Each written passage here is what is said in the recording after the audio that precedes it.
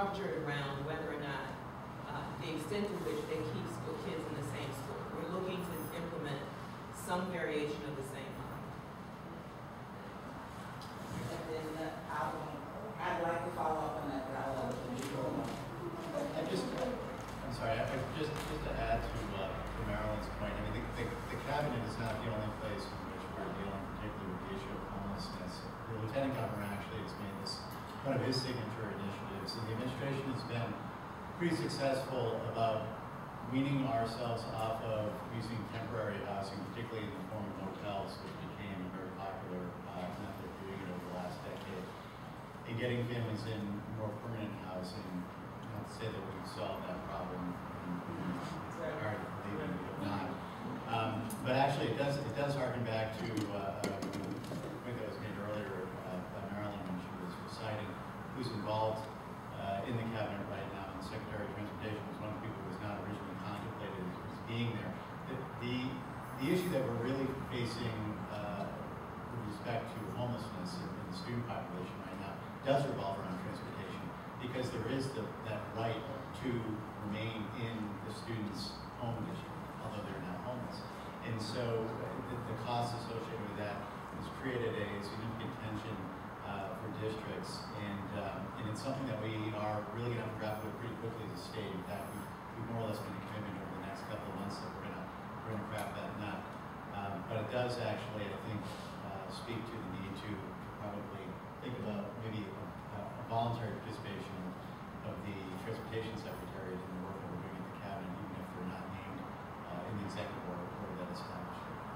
So you said you had a follow-up. Yeah, I did. And I have to say, in terms of if I were to be an advocate, I would not advocate for the model, because what that does, and I happen to work in EMS, which has a wonderful system.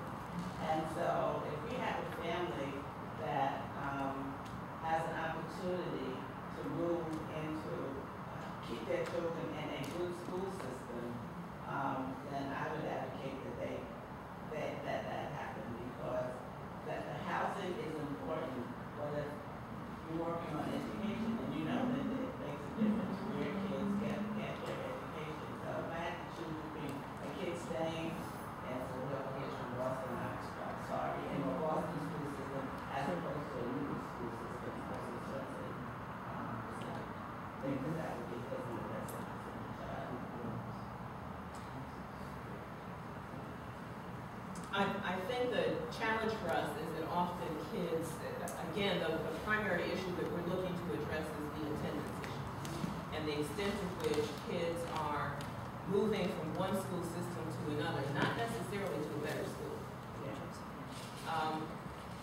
And where the mobility is a direct result of the family trying to find affordable housing, which is not necessarily going to be found in the communities that offer the best educational opportunities in our And that argues for the whole holistic approach of looking at where we have affordable housing, so you do not know that that's a problem. But that's even more reason to make sure that you have affordable housing in those communities. Yes. You got a question? I have a question about housing and how it relates to the student population.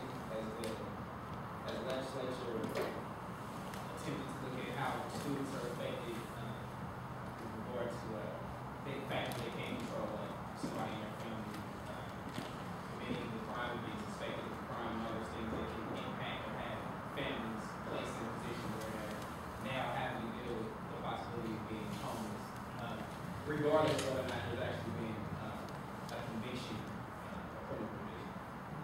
Legislature has not. On a different vein, there is a working group of people in state government who are actually the subcommittee of the workings of the Readiness Council. It's focusing on the issue of eliminating youth violence. I mentioned that as one of the priorities of the cabinet as well.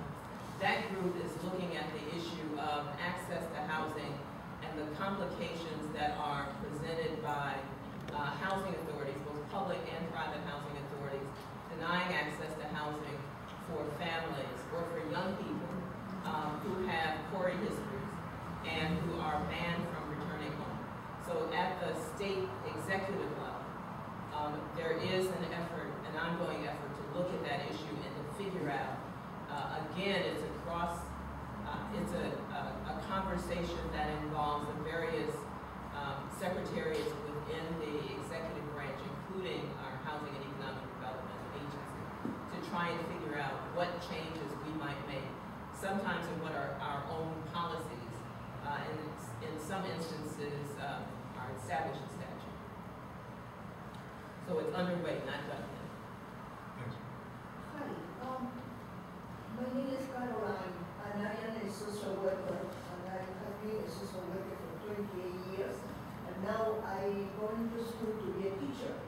My question to Mr. Firm is, if President Obama is from Chicago, and you guys are from Chicago, and you are able to fix up most of the things, talking with union, talking with lawyers, talking with teachers, it's possible that you can write a letter to Mr. Obama and say that here in Chicago we have an agreement, we have something good, can you put it everywhere else? Because what happened in Wisconsin, the governor is going to be getting out because he said, no, the teachers are not good, get out here. And then the unions come in, and that is no good for parents, no good for family, no good for youth, no good for nobody. Yeah. So what is your answer? I would say that, I mean, we have gladly tried to be promoted as an alternative to the Wisconsin, Indiana, Ohio models. And you know, said it, and Secretary Duncan, in fact, went to New Jersey Governor Christie and said, here's our bill. This is what they accomplished in Illinois with union support. Could you think about that as one possible option? So it's a much different dynamic, and I think it was a different approach. I mean, the Wisconsin issues were playing out as we were in our negotiation sessions. We were very quick to point out that this is not a Wisconsin effort. You know, that there were issues that reform groups cared deeply about, that core principles that weren't going to be compromised. But this was not about passion teachers. It was not about trying to say that, you know, that we needed to force any particular decision down the system's throat. We're really trying to work through those dynamics. So it is very conscientiously a different model, and it's played out in many places.